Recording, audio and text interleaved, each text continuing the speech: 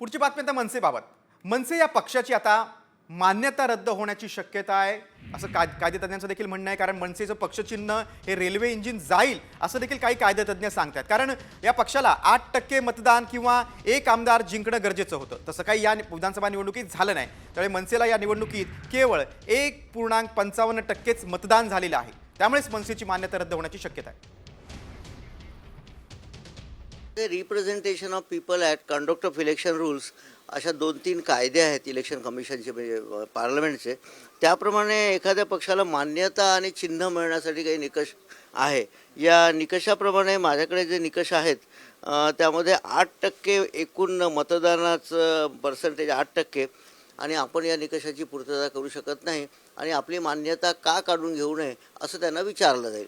आणि त्यामध्ये मग मनसे त्याच्यावर काय जे उत्तर देईल आणि या निकषाची जर पूर्तता होत नसेल प्रायमा फेसी तर त्यांची मान्यता काढली जाईल. मान्यता काढणं म्हणजे काही नाव काढणं वगैरे नाही, फक्त त्या पक्षाला जे चिन्ह आहे, एक विशिष्ट असं इंजिन चिन्ह आहे, ते त्यांना मिळणार नाही. जे अवेलेबल चिन्ह आहे ते मिळेल, एवढाच त्याच्यामध्ये फरक आहे, बाकी दुसरं काही नाही.